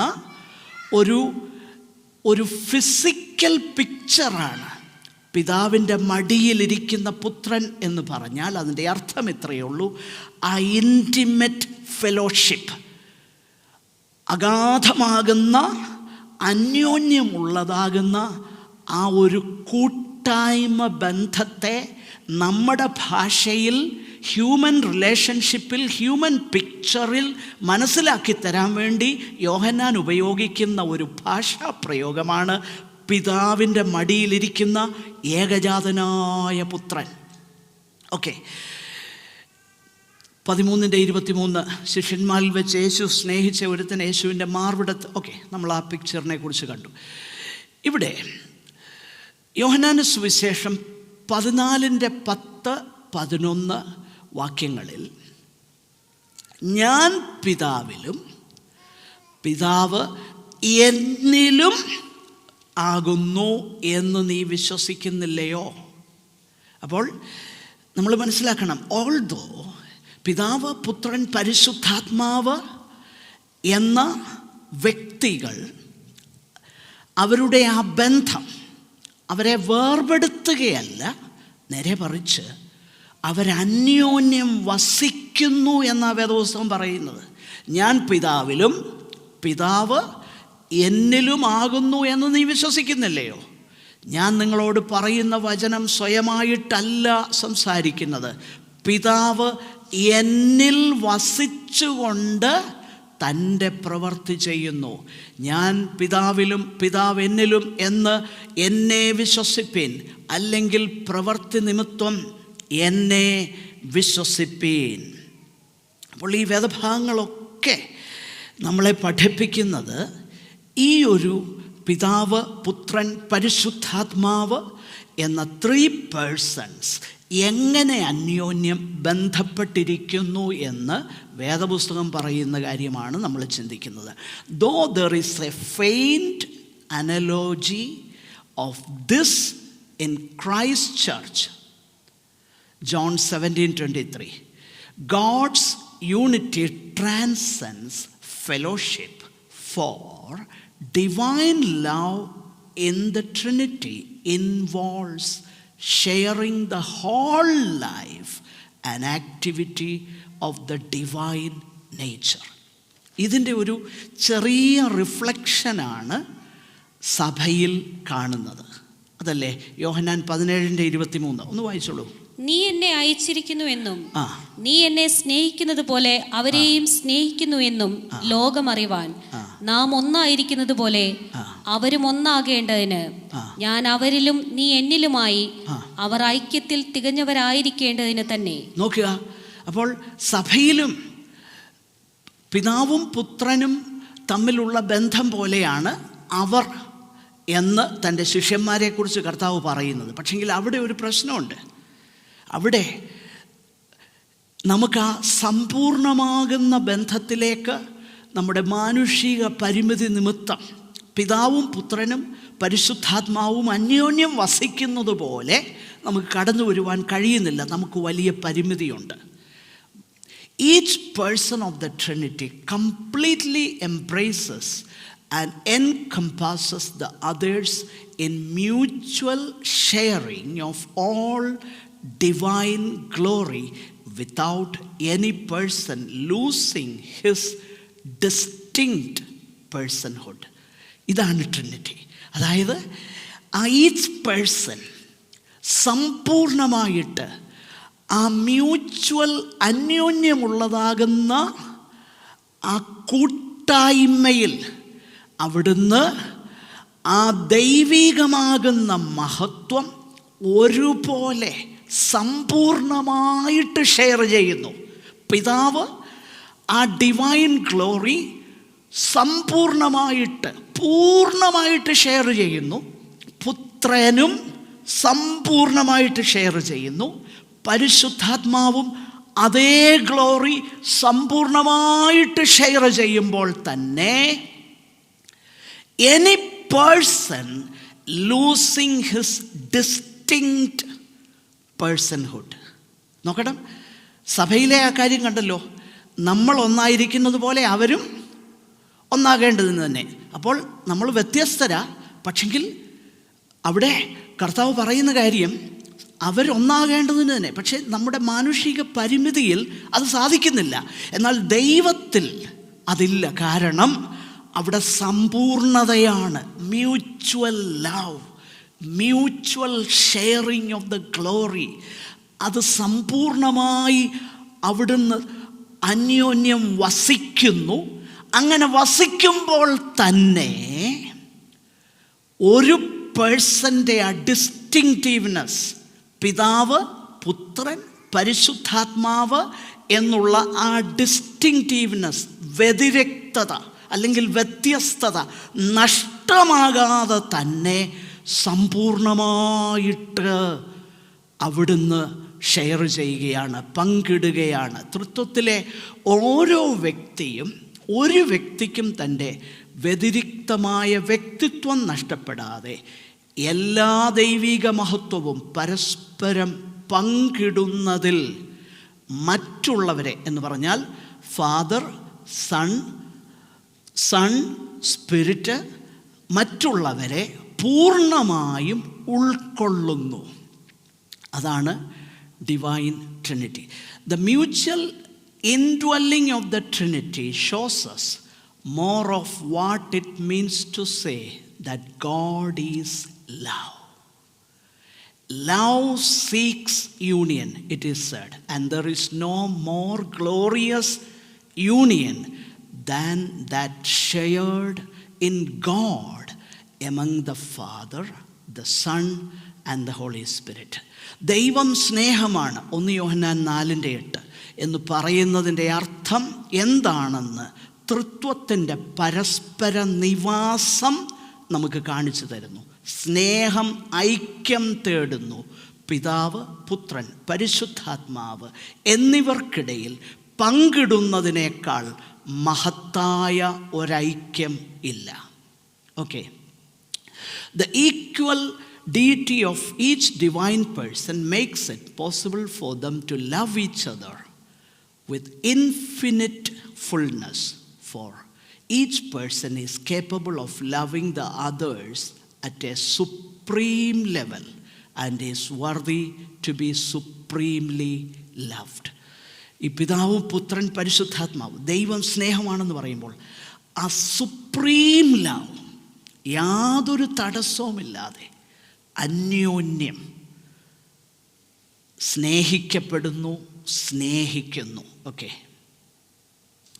ഓരോ ദൈവിക വ്യക്തിയുടെയും തുല്യമായ ദിവ്യത്വം അവർക്ക് അനന്തമായ പൂർണ്ണതയോടെ പരസ്പരം സ്നേഹിക്കുന്നത് സാധ്യമാക്കുന്നു. കാരണം ഓരോ വ്യക്തിയും മറ്റുള്ളവരെ പരമോന്നത തലത്തിൽ സ്നേഹിക്കാൻ പ്രാപ്തനാണ്, കൂടാതെ പരമോന്നതമായി സ്നേഹിക്കപ്പെടാൻ യോഗ്യനാണ്. ഓക്കെ, ഇത് അബ്ദുമറി എന്ന അദ്ദേഹം ഒരു മുസ്ലിം കൺവേർട്ടാണ്. അദ്ദേഹത്തിൻ്റെ വാക്കുകളായത്. Our longing for relationship emanates from the Trinity. ഈ ഒരു റിലേഷൻഷിപ്പാണ്, ഈ ഒരു ബന്ധമാണ്. ഇപ്പം മനസ്സിലാകുന്നുണ്ടോ? ഇതുകൊണ്ടാണ് the more godlier a person, എങ്ങനെ ഈ ഗോഡ്ലിനെസ്സും എവിഡൻ്റ് ആകുന്നത്? ആ ഏറ്റവും അടുത്ത ബന്ധം, for example husband and wife, ഏറ്റവും പ്രാഥമികമായിട്ട് the more you are in that correct biblical, you are rooted in the biblical doctrine of triunity. അതിൻ്റെ എക്സ്പ്രഷൻസിലെ ആദ്യത്തെ ബന്ധമാണ് you will love your wife അല്ലെങ്കിൽ ഹസ്ബൻഡ്. അതാണ് അദ്ദേഹം പറയും, അവർ ലോങ്ങിങ് ഫോർ റിലേഷൻഷിപ്പ് എമിനേറ്റ്സ് ഫ്രം ട്രൈയൂണിറ്റി. അതുകൊണ്ടാണ് ട്രിനിറ്റിയുടെ സവിശേഷത. ഓക്കെ, നമ്മളിത് അടുത്ത ആഴ്ചയിൽ ഈ വേദഭാഗമാണ് ചിന്തിക്കാനായിട്ട് പോകുന്നത്. എനിക്കറിയാം ഞാൻ അല്പം സ്പീഡിലാണ് പോയതെന്ന് എനിക്കറിയാം. പല കാര്യങ്ങളും ഒരുപക്ഷെ അത്ര ക്ലിയർ ആയിട്ടില്ലായിരിക്കാം. എങ്കിലും സാരമില്ല, നമുക്കത് ഫർദർ പഠിക്കാനായിട്ട് കഴിയും. അടുത്ത നെക്സ്റ്റ് വീക്ക് ഈ വേദഭാഗം ദയവായിട്ട് നിങ്ങൾ വായിച്ചുകൊണ്ട് വരണം. ഏകത്വം എന്ന വിഷയം ആ പ്രവൃത്തിയോടുള്ള ബന്ധത്തിൽ എങ്ങനെയാണ് വേദപുസ്തകം പഠിപ്പിക്കുന്നത്, അത് നമ്മൾ ആ വേദഭാഗമാണ് എക്സ്പോസിറ്റ് ചെയ്യാനായിട്ട് പോകുന്നത്. യോഹന്നാൻ്റെ സുവിശേഷം 5-ാം അധ്യായം 17 മുതൽ 30 വരെയുള്ള വേദഭാഗമാണ് നമ്മൾ വിശദമായിട്ട് ചിന്തിക്കാൻ പോകുന്നത്. ഓക്കെ, അതുകൊണ്ടാണ് ഞാൻ പറഞ്ഞത് കഴിയുമെങ്കിൽ 5-ാമത്തെ അധ്യായം മുഴുവനും ഒന്ന് വായിച്ചിട്ട് വരുന്നത് നമ്മുടെ പഠനത്തിൽ നമ്മളെ കൂടുതൽ സഹായിക്കും. കർത്താവ് നമ്മെ സഹായിക്കട്ടെ. ഇനിയും ഇത്രത്തോളം നമ്മൾ പറഞ്ഞു വന്ന വിഷയങ്ങളിൽ എന്തെങ്കിലും ഒരു ക്ലാരിറ്റി വരുത്താനായിട്ട് ആഗ്രഹിക്കുന്നെങ്കിൽ അതിനുള്ള അവസരമാണ്. മൈക്ക് ഉപയോഗിച്ച് വേണം അത് ചോദിക്കാൻ. ഞാൻ പറഞ്ഞല്ലോ, എനിക്ക് വിശദീകരിക്കാൻ അറിയാവുന്നത് ഞാൻ പറഞ്ഞു തരാമെന്നേ ഉള്ളൂ. കാരണം വേദപുസ്തകത്തിൽ എനിക്ക് മനസ്സിലായത് ഞാൻ നിങ്ങൾക്ക് പറഞ്ഞു തന്നു. പക്ഷേ ഞാൻ പറഞ്ഞെങ്കിലും എൻ്റെ വാക്കുകൾക്കെല്ലാം പരിമിതിയുണ്ട്. ഞാൻ എക്സ്പ്രസ് ചെയ്യുന്ന വേയും ചിലപ്പോൾ എനിക്ക് ക്ലിയർ ആകും, പക്ഷേ ഞാൻ പറഞ്ഞു വരുമ്പം പകുതി വിഴുങ്ങും. അതൊക്കെ എൻ്റെ കുഴപ്പമാണ്.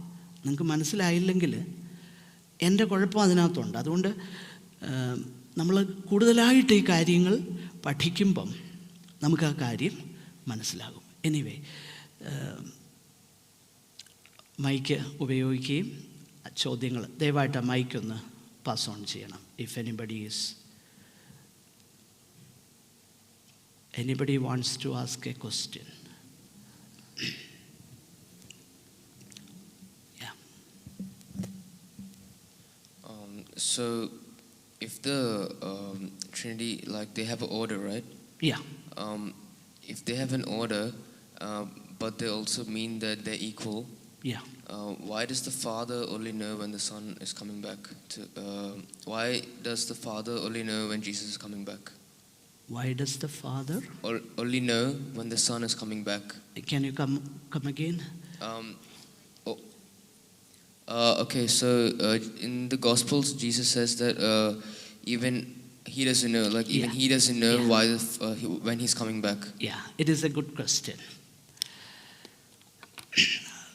പിതാവല്ലാതെ പുത്രനോ സ്വർഗത്തിലെ ദൂതന്മാരോ അറിയുന്നില്ല. See, that is in Christ's humanity. Okay? ക്രിസ്തു ഈ ഭൂമിയിൽ, when Jesus came, he is one person, fully God, fully man, no doubt about that. Okay? At the same time, he came as a human. Do you know why? He came here as a human because he was going to die on behalf of us, for us. He became a human being. Okay. അതുകൊണ്ടാണ്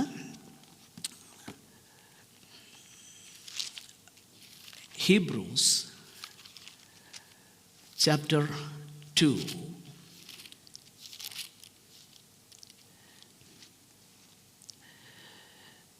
and verse 14. Can you read that in English, please?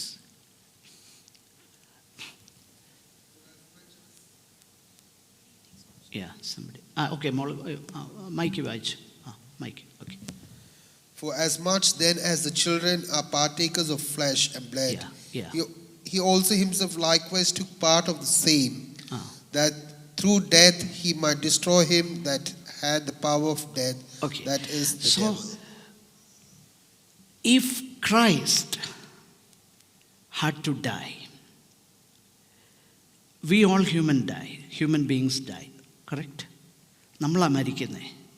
So Christ took upon himself our flesh and blood. In other words, he shared our humanity in all its form without sin. That is the only difference. That is why it is written, പൈതൽ വളർന്നു, ജ്ഞാനം നിറഞ്ഞു, ആത്മാവിൽ ബലപ്പെട്ടു.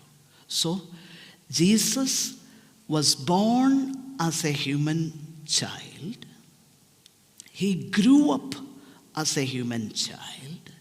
He was taught, he was fed, and all those things. He went through all the growing up process, just like, and indeed, he was a teenager once. Okay? So he went through all that growing up process. കർത്താവ് ജ്ഞാനത്തിൽ വളർന്നു. So when Christ lived here, കർത്താവ് ഈ ഭൂമിയിൽ വസിച്ചപ്പോൾ നമ്മളെപ്പോലാ വസിച്ചത്. He was always dependent on his Father. And that is why he said, I have come not to do my will. That is very important as far as your question is concerned. I came not to do my will, but to the will of him who sent me. So in other words, it was not in the Father's will for the Son to know that piece of knowledge of his coming back, the time. Okay? He had a will, no doubt about that. But he says, I have come not to do my will, but to the will of my Father. In other words, he chose not to know what the Father didn't want him to know as a human being. So, this thing is explained. His ignorance, Jesus' ignorance. Okay, there are many instances in which we see Jesus is ignorant on certain things. For example, how many loaves do you have? He asked just like us. മനസ്സിലാവുന്നുണ്ടോ? നമ്മളെപ്പോലെ തന്നെ കർത്താവ് ചോദിക്കുക, നിങ്ങളുടെ കയ്യിൽ എത്ര അപ്പമുണ്ട്? Just like us. So he lived just like us. So it was not in his Father's will for the Son to know the time of his coming. So he chose not to know. I think that is clear. Is that clear? Or else I can explain it to you. Okay? As far as I can. ഞാൻ പറഞ്ഞല്ലോ, എൻ്റെ വാക്കുകൾക്ക് പരിമിതിയുണ്ട്. ആ പരിമിതിയിൽ നിന്നുകൊണ്ട് എന്തെല്ലാം explain ചെയ്യാൻ പറ്റുമോ അത് ഞാൻ ചെയ്യുന്നതായിരിക്കും. ആ പറഞ്ഞത് പക്ഷെങ്കിൽ ഭൂമിയിലായിരുന്നപ്പോഴല്ലേ? അതെ. ഇപ്പോഴോ? There is no question of that. അതിൻ്റെ ആവശ്യമില്ലല്ലോ. കാരണം യേശു കർത്താവ് പറഞ്ഞത് എന്താ?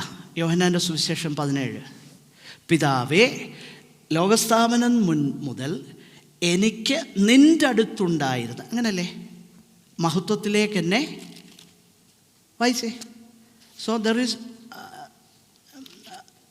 ഇപ്പോൾ അതിൻ്റെ ആവശ്യമേ ഇല്ല. അങ്ങനൊരു ചോദ്യം തന്നെ, even the question does not arise there. പിതാവേ, നീ ലോകസ്ഥാപനത്തിന് മുൻപേ എന്നെ സ്നേഹിച്ചിരിക്കൊണ്ട് എനിക്ക് നൽകിയ മഹത്വം നീ എനിക്ക് തന്നിട്ടുള്ളവർ കാണേണ്ടതിന് ഞാൻ ഇരിക്കുന്നിടത്ത് അവരും എന്നോട് കൂടെ ഇരിക്കണം എന്ന് ഞാൻ ഇച്ഛിക്കുന്നു. So when Christ returns to the, യേശു കർത്താവ് പിതാവിലേക്ക് മടങ്ങിപ്പോകുമ്പോൾ, അതായത് ഫിലിപ്പിയ ലേഖനത്തിൽ നമ്മൾ വായിക്കുന്നത് എന്താ? ദൈവത്തോടുള്ള സമത്വം മുറുകെ പിടിച്ചു കൊള്ളണമെന്ന് വിചാരിക്കാതെ എന്ന് പറഞ്ഞാൽ അതിൻ്റെ അർത്ഥം കർത്താവ് തൻ്റെ ഡിവിനിറ്റി അവിടെ വെച്ചേച്ചു വന്നെന്നല്ല അതിൻ്റെ അർത്ഥം. നേരെ മറിച്ച് ഈക്വൽ ആയിരിക്കുമ്പോൾ തന്നെ, അതല്ലേ അവിടുത്തെ കോണ്ടെക്സ്റ്റ് നമ്മൾ മുമ്പേ കണ്ടല്ലോ. നിങ്ങൾ ഒരുപോലെ ഉള്ളൂ, പക്ഷേ നിങ്ങൾ വേറൊരുത്തനെ എന്ത് ചെയ്യണം? ശ്രേഷ്ഠൻ എന്നെണ്ണം. അത് പറയുന്നിടത്ത് അത് പറയുന്നത് ക്രിസ്തുവേശുവിലുള്ള ഭാവം. അപ്പം കർത്താവ് എന്ത് ചെയ്തു? ആ ഈക്വൽ എന്നുള്ള ആ പൊസിഷനിലായിരിക്കുമ്പോൾ തന്നെ അത് മുറുകെ പിടിക്കാതെ അവിടുന്ന് താഴോട്ട് വന്നു. എങ്ങനെ? മനുഷ്യനായപ്പോൾ ആ താഴ്ചയിലേക്ക് കർത്താവ് വന്നു. പിന്നെന്തോ സംഭവിക്കുന്നു? തിരികെ ലോകസ്ഥാപനത്തിന് മുൻപ് എങ്ങനായിരുന്നോ അങ്ങോട്ട് തന്നെ കർത്താവ് പോകുകയാണ്. So this is only A temporary arrangement, being human. Okay?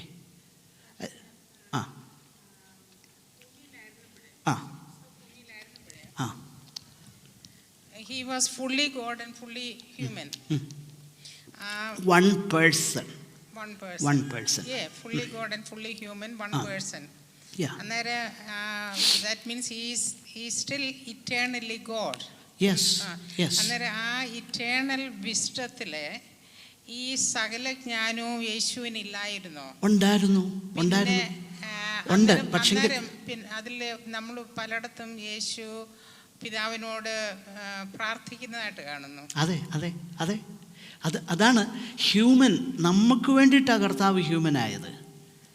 അതുകൊണ്ട് നമുക്ക് വേണ്ടി മനുഷ്യനായതുകൊണ്ടാണ് നമുക്ക് വേണ്ടി ഒരു മഹാപുരോഹിതനായിട്ട് ന്യായപ്രമാണത്തിൻ്റെ സകല നീതിയും അവിടുന്ന് നിവർത്തിച്ചു. നമുക്ക് വേണ്ടി മരിക്കുന്നു, അടക്കപ്പെടുന്നു, എന്നിട്ട് നമുക്ക് തൻ്റെ ആ നീതി ഇമ്പാർട്ട് ചെയ്യുക. അപ്പോൾ നമ്മെപ്പോലെ ആകുക. അതുകൊണ്ടാണ് യോഹന്നാൻ്റെ സുവിശേഷം 20-ാമത്തെ അധ്യായത്തിൽ അതിൻ്റെ തോമസ് കർത്താവിനോട് പറയുന്ന ഒരു കാര്യമുണ്ട്, എൻ്റെ ദൈവവും എൻ്റെ കർത്താവുമേ എന്ന് പറയുന്നു. എന്നാൽ അതിൻ്റെ ആരംഭത്തിൽ മറിയോട് കർത്താവ് പറയുന്നത് എന്നാണെന്നറിയാമോ? ഞാൻ എൻ്റെ പിതാവിൻ്റെ അടുക്കൽ കയറിപ്പോകുന്നു. എന്നിട്ട് ഫർദർ പറയുന്നത് എൻ്റെ ദൈവവും, ഒന്ന് വായിച്ചേ ആ വാക്യം ഒന്ന് യോഹന്നാൻ്റെ സുവിശേഷം 20-ാം അധ്യായം I am ascending to my Father and your Father.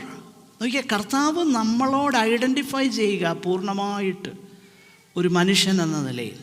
അതുകൊണ്ടാണ് കർത്താവോട് പറയുന്നത് എൻ്റെ പിതാവും നിങ്ങളുടെ പിതാവും, എൻ്റെ ദൈവവും നിങ്ങളുടെ ദൈവവും. എന്നാൽ അതേ അധ്യായത്തിൽ അതിൻ്റെ യോഹന്നാൻ 20 അതിൻ്റെ ഓക്കെ 28 തോമസ് അവനോട് എൻ്റെ കർത്താവും എൻ്റെ ദൈവവുമായുള്ളവേ എന്ന്. One person, two nature.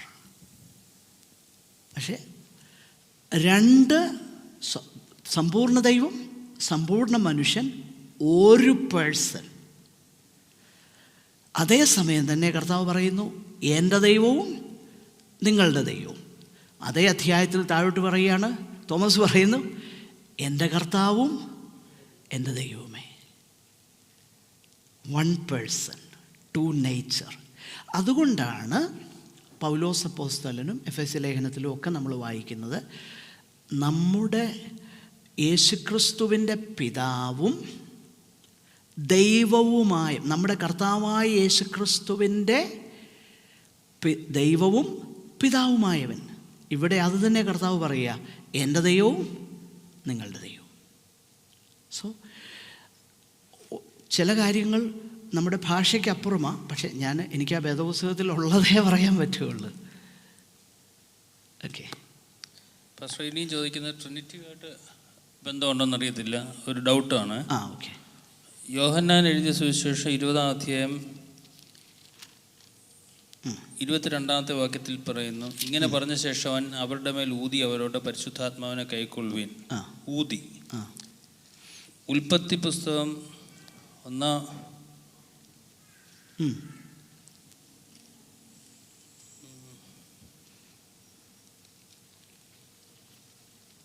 അവരുടെ സൃഷ്ടിപ്പിൽ 2-ാമത്തെ അധ്യായം 7-ാമത്തെ വാക്യം, യഹോവയായ ദൈവം നിലത്തെ പൊടി കൊണ്ട് മനുഷ്യനെ നിർമ്മിച്ചിട്ട് അവൻ്റെ മൂക്കിൽ ജീവശ്വാസം ഊതി മനുഷ്യ ജീവനുള്ള ദേഹിയായി തീർന്നു. ഈ ഊതും പുതിയ നിയമത്തിലുള്ള ഊതെന്ന് പറയുന്നത് എന്തെങ്കിലും റിസംബ്ലൻസ് ഉണ്ടോ? പരിശുദ്ധാത്മാവായിട്ട് എന്തെങ്കിലും ബന്ധമുണ്ടോ? പഴയ നിയമത്തിൽ ജീവശ്വാസം ഊതി, അവിടെ ആ വാക്ക് മാത്രം വേണമെങ്കിൽ ന്യൂമ, ആ കാറ്റ് എന്നുള്ള ആ അർത്ഥത്തിൽ മാത്രമേ എടുക്കാൻ പറ്റൂ. പക്ഷേ ഇവിടെ വളരെ ക്ലിയർ അല്ലേ, റിസീവ് ദ ഹോളി സ്പിരിറ്റ്. പക്ഷെങ്കിൽ അത് പരിശുദ്ധാത്മാവിനെ കൈക്കൊള്ളുവിൻ എന്ന് ശിഷ്യന്മാരോട് പറഞ്ഞിട്ട് ഇതേ ശിഷ്യന്മാർ 120 പേരുമായിട്ട് അവിടെ കാത്തിരിക്കുന്നത് നമ്മൾ വായിക്കുന്നുണ്ട്. ഇതൊരു temporary enabling of them to face the things that they were going to face the following days. അടുത്ത ദിവസങ്ങളിൽ സംഭവിക്കാൻ അതാ നമുക്കത് മനസ്സിലാക്കാൻ കഴിയുന്നത്. That's what I understand. കാരണം അപ്പോസ്തല പ്രവൃത്തിയിൽ വരുമ്പോഴാണ് പരിശുദ്ധാത്മാവ് എന്നേക്കും വാഗ്ദത്വം അനുസരിച്ച് ഇറങ്ങി വരുന്നത്. അതുവരെയുള്ളതെല്ലാം തന്നെ ടെമ്പററി ആയിട്ടുള്ള ഒരു ക്രമീകരണമായിരുന്നു. എന്നാൽ ഉൽപ്പത്തി പുസ്തകത്തിൽ അത് സിംപ്ലി ഇത്രേ മീനിങ് ഉള്ളൂ, ആ നിലത്തിലെ പൊടിയിൽ നിന്ന് മനുഷ്യനെ ഫോം ചെയ്തിട്ട് അവന് ജീവൻ നൽകി എന്ന അർത്ഥമാണ്. ആ അർത്ഥമാണ്, അവൻ ജീവനുള്ള ദേഹിയായി തീർന്നു. എനിവേ മനസ്സിലായി എന്ന് വിശ്വസിക്കുക. എനിവേ നമ്മൾ okay please. Since Pastor Engel, you said that there is order between Father, Son and Holy Spirit. Yeah. Should there be order in our devotion towards all three of them? Yeah, there is an order. There is an order. Ephesians 2 verse 18. 2 verse 18. അവൻ മുഖാന്തരം നമുക്ക് ഇരുപക്ഷക്കാർക്കും, ശ്രദ്ധിച്ചേ, അവൻ മുഖാന്തരം നമുക്ക് ഇരുപക്ഷക്കാർക്കും. അവൻ എന്ന് പറയുന്നത് യേശു കർത്താവിനെ കുറിച്ചാണ്. ഓക്കെ, നമുക്ക് ഇരുപക്ഷക്കാരും ജാതികളും യഹൂദന്മാരും. വായിച്ചു. ഏകാത്മാവിനാൽ പരിശുദ്ധാത്മാവിനാൽ പിതാവിങ്കിലേക്ക് പ്രവേശനമുണ്ട്. പിതാവിങ്കിലേക്ക് പ്രവേശനമുണ്ട് ഇല്ലേ? അതുപോലെ എൻ്റെ നാമത്തിൽ നിങ്ങൾ പിതാവിനോട് അപേക്ഷിപ്പിൻ. റോമാലേഖനം 8 നമ്മൾ വായിക്കുന്നത് പരിശുദ്ധാത്മാവ് വിശുദ്ധന്മാർക്ക് വേണ്ടി പക്ഷവാദം ചെയ്യുന്നു. അപ്പോൾ ഈ ഒരു ഓർഡർ സാൽവേഷനിൽ നമ്മൾ കാണുന്നുണ്ട്, പ്രാർത്ഥനയിൽ നമ്മൾ കാണുന്നുണ്ട്, നമ്മുടെ വർഷിപ്പിൽ നമ്മൾ കാണുന്നുണ്ട്. ഈ ഒരു ഓർഡർ സാൽവേഷനിൽ പിതാവ് പുത്രനെ അയക്കുന്നു. മറ്റൊരിടത്ത് നമ്മൾ കാണുന്നു ഞാൻ വരുന്നു. കാരണം അതിനൊരു കാരണമുണ്ട്, അത് നമ്മൾ പിന്നീട് ആ വേദഭാഗം ചിന്തിക്കും. കാരണം there is only one divine will. പിതാവിനൊരു ഹിതം, പുത്രനൊരു ഹിതം, പരിശുദ്ധാത്മാവിനൊരു ഹിതമല്ല, ഒറ്റ ഹിതമേ ഉള്ളൂ. ഡിവൈൻ വില്ലെന്ന് പറഞ്ഞാൽ ഒന്നേ ഉള്ളൂ. അത് നമ്മൾ വേദഭാഗത്ത് എടുത്ത് നമ്മൾ പിന്നീട് ചിന്തിക്കും. പക്ഷെങ്കിൽ ഈ ഓർഡർ നമുക്ക് കാണാം. പിതാവ് പുത്രനെ അയക്കുന്നു, പുത്രൻ കാൽവറിയിൽ നമുക്ക് വേണ്ടി മരിക്കുന്നു, പിതാവും പുത്രനും പരിശുദ്ധാത്മാവിനെ അയക്കുന്നു. പരിശുദ്ധാത്മാവ് നമുക്ക് പാപത്തെക്കുറിച്ചും നീതിയെക്കുറിച്ചും ന്യായവിധിയെക്കുറിച്ചും ബോധം തരുന്നു. പരിശുദ്ധാത്മാവ് നമ്മെ ജീവിപ്പിക്കുന്നു, നമ്മുടെ കണ്ണു തുറക്കുന്നു, ക്രിസ്തുവിങ്കലേക്ക് നമ്മളെ നയിക്കുന്നു. പരിശുദ്ധാത്മാവ് നമ്മളെ പിതാവിനെ, അതായത് പുത്രൻ മുഖാന്തരം പിതാവിനെ മഹത്വപ്പെടുത്തി ജീവിക്കാൻ നമ്മെ പരിശുദ്ധാത്മാവ് സഹായിക്കുന്നു. എല്ലായിടത്തും ആ ഓർഡർ നമുക്ക് കാണാം. എന്നാൽ കഴിഞ്ഞ ആഴ്ചയിൽ ഞാൻ വേറൊരു വിഷയം അത് അഡ്രസ്സ് ചെയ്തു. അന്ന് ഉണ്ടായിരുന്നോ എന്ന് എനിക്കറിയത്തില്ല, ലാസ്റ്റ് ക്ലാസ്സിൽ. അതായത് പരിശുദ്ധാത്മാവിനോട് അല്ലെ പുത്രനോട് പ്രാർത്ഥിക്കുക, അല്ലെ പുത്രന് സ്തോത്രം ചെയ്ത, nothing wrong in that, in and of it self. In and of it self nothing wrong. കാരണം സ്തുതി ദൈവത്തിന് യോഗ്യമാണ്. അപ്പോൾ പരിശുദ്ധാത്മാവ് സ്തോത്രം എന്ന് പറഞ്ഞാൽ നത്തിങ് റോങ് അല്ലത്. എന്നാൽ നമ്മൾ ഈ പറഞ്ഞ ഓർഡർ അവിടെ കാണാം. I think that makes sense. Clear ആയല്ലോ അത്? Okay, yeah please. മോനെ ആ മൈക്കൊന്ന് കൊടുത്തേ. Eternally, what was the necessity or what was the purpose of Trinity? If there is a അതിൻ്റെ പർപ്പസ് എന്ന് നമുക്ക് പറയാൻ പറ്റത്തില്ല. Why God is a Trinity എന്നതിൻ്റെ ഉത്തരം, God in himself is absolutely complete എന്ന് പറഞ്ഞാൽ ദൈവത്തിൽ തന്നെ സമ്പൂർണമായും അവിടുത്തേക്കൊന്നും ആവശ്യമില്ല. ഒന്നും ആവശ്യമില്ല. ചിലർ പറയാറുണ്ട് ദൈവത്തെ സ്തുതിക്കാനാ ദൂതന്മാരെ അല്ല, ദൈവത്തിന് അതിൻ്റെ ആവശ്യമില്ല. ദൈവത്തിനൊന്നും ആവശ്യമില്ല. ഓക്കെ, അപ്പോൾ ആ ദൈവത്തെ, ദൈവം സ്നേഹമാണ് എന്ന് പറയുന്നു അല്ലേ? നമ്മൾ മുമ്പേ അത് കണ്ടതാണ്, റെഫർ ചെയ്തു. ദൈവം സ്നേഹമാണ്. ദൈവം സ്നേഹമാണെന്ന് പറയുമ്പോൾ മനുഷ്യനെയോ ദൂതന്മാരെയോ ഒന്നും ഇല്ലെങ്കിലും ദൈവം സ്നേഹമാണ്. സ്നേഹത്തിൻ്റെ സവിശേഷത എന്താ? സ്നേഹം, ലവ് സീക്സ് യൂണിയൻ. പറയുന്നത് മനസ്സിലാണ് എന്ന് പറഞ്ഞാൽ മനുഷ്യൻ്റെയോ ദൂതന്മാരുടെയോ ആവശ്യമില്ലാതെ തന്നെ ദൈവം തന്നിൽ തന്നെ സമ്പൂർണനാണ്. That is why God is Trinity. Eternally. അത് മനസ്സിലായെന്ന എൻ്റെ ചിന്ത. I don't know whether I expressed myself clear. What was the divine purpose of having a Trinity? No, I don't know if I can. If there is an answer, I don't know. There is. Why did he choose to have the Trinity? No, we don't know. Yeah, we don't know. No answer. Yeah. No answer. Yeah. And there is no purpose. Because ഈ relationship എല്ലാം തന്നെ ദൈവത്തിൽ നിന്ന് ഉത്ഭവിക്കുന്ന. അതുകൊണ്ട് God must be a Trinity.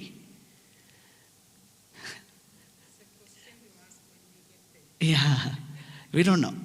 ദൈവവചനത്തിലുള്ളതിൻ്റെ അപ്പുറം നമുക്ക് പറയാൻ പറ്റുകയില്ല. പക്ഷേ ഇതേ ഉള്ള ആൻസർ. ദൈവം സ്നേഹമാണ്. ദൈവം സ്നേഹം. ആ സ്നേഹം ആ ഡിവൈൻ ഏക ദൈവത്തിൽ 3 പേഴ്സൺസിൽ ആ സ്നേഹ കൂട്ടായ്മ ബന്ധം എന്നേക്കും നിലനിന്നിരുന്നു. മനുഷ്യനെ സൃഷ്ടിക്കേണ്ട ആവശ്യമില്ലായിരുന്നു. ദൂതന്മാരെ വേണ്ടായിരുന്നു. ഒന്നും വേണ്ട. ദൈവം. അത് 90-ാം സങ്കീർത്തനത്തിൽ ദൈവമേ നീ അനാദിയായും ശാശ്വതമായും ദൈവം ആകുന്നു. ഭൂമിയെയും ഇതിനെയൊക്കെ സൃഷ്ടിക്കുന്നതിന് മുമ്പേ അനാദിയായും ശാശ്വതമായും ദൈവം. And that God is a Trinity. അത്രേ നമുക്കറിയത്തുള്ളൂ. God bless you. നമ്മുടെ സമയം തീരുന്നു. ഓക്കെ, മൈക്ക് ഒന്ന് ഓൺ ചെയ്ത്. Check. Yes, on the same line. So since now we have been created, we are now on earth, like. Yeah. And Holy Spirit's like every being has some purpose. So like Father, Son, and the Holy Spirit have some purpose. And right now, as Pastor said, like Holy Spirit for us right now is to in the direction moving towards Christ, and we are looking for the second coming. And we read more about like Jesus Christ is the one who is going to rule as a king. So it looks like once we are in the kingdom, God's kingdom, when it comes down, the purpose of the Holy Spirit is finished. No. അന്നേരം ദൈവത്തിന് മാറ്റമില്ലല്ലോ. ദൈവം eternally God is God. കാരണം വെളിപ്പാട് പുസ്തകത്തിൽ നമ്മൾ ആ 3 പേഴ്സൺസിനെയും കാണുന്നുണ്ട് eternally. പിതാവും പുത്രനും പരിശുദ്ധാത്മാവും. ആ ഒരു ക്വസ്റ്റ്യൻ്റെ ആ ഒരു എന്താ പറയുന്നേ പർപ്പസ് എന്ന് പറയുന്നത് I don't think that will suit. Because Jesus said like I'm like a comforter will be sending. Yeah.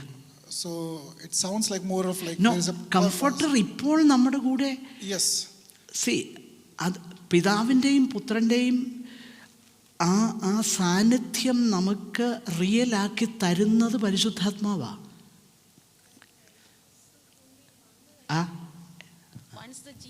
Once Jesus is arrived in the like in eternity. വന്നു കഴിയുമ്പോൾ ഹോളി സ്പിരിറ്റിന്റെ റോൾ is like ആ comforter റോളിന്റെ ആവശ്യമില്ലല്ലോ.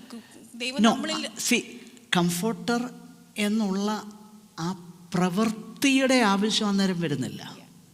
അത് നമ്മളോടുള്ള ബന്ധത്തിലാണ്.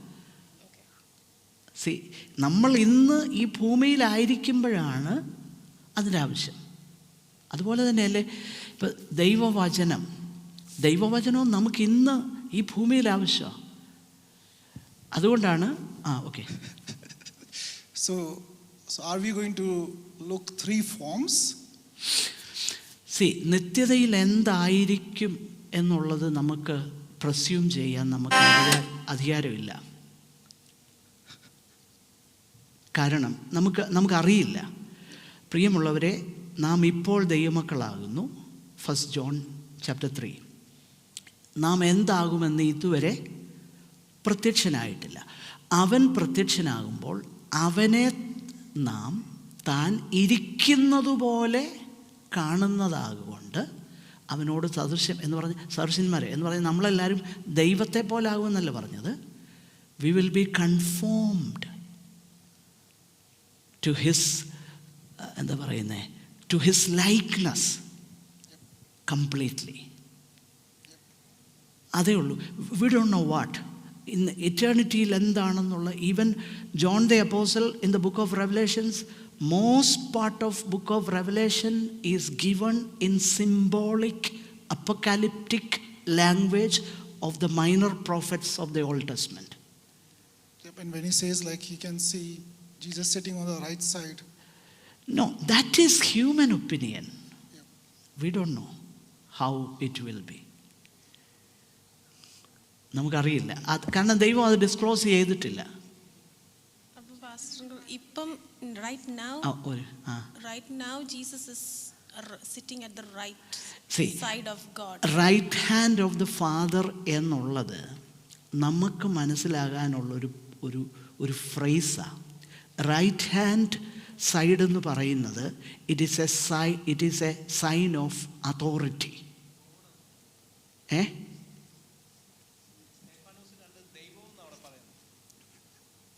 പിതാ okay, ദൈവം എന്ന് തന്നെ, അതിനെന്താ ഇരിക്കുന്നത് കണ്ടു. നമ്മൾ നമ്മുടെ ഹ്യൂമൻ ഭാഷയിൽ മനസ്സിലാകാൻ വേണ്ടിയിട്ട് ഇവിടെ ഈ പുസ്തകം തന്നേക്കുന്നേ. അപ്പോൾ അവിടെ എങ്ങനെ ആയിരിക്കും, വലത്തെന്നോ എടുത്തോ, വി ഡോണ്ട് നോ, നമുക്ക് മനസ്സിലാകാൻ വേണ്ടി. അപ്പോൾ നമ്മൾ മനുഷ്യരായി ഈ ഭൂമിയിൽ റൈറ്റ് ഹാൻഡ് എന്ന് പറയുന്നത് it is a sign of authority and power. വലതുഭാഗത്തിരുന്നു, അതായത് ഞാൻ നിൻ്റെ ശത്രുക്കളെ നിൻ്റെ പാദപീഠത്താക്കുവോളം നീ എൻ്റെ വലതുഭാഗത്തിരിക്കുക എന്ന് പറഞ്ഞു കഴിഞ്ഞാൽ അതോറിറ്റിയാണ് അവിടെ സൂചിപ്പിക്കുന്നത്. അല്ലാതെ ഒരു ഫിസിക്കലി അങ്ങനെയാണോ നമുക്കറിയില്ല. അതാ ഞാൻ പറഞ്ഞത്, വി ഡോണ്ട് നോ. അത് ക്ലിയർ ആയിരുന്ന എൻ്റെ ചിന്ത. Okay, I think open forum will be more interesting. പക്ഷേ നമുക്ക് പോകണമല്ലോ. I think we will we will take up next week. നമുക്ക് പ്രാർത്ഥിച്ച് അവസാനിപ്പിക്കാം. ജോയ്ച്ചാൻ ദയവായിട്ട് പ്രാർത്ഥിച്ച് അവസാനിപ്പിക്കാം.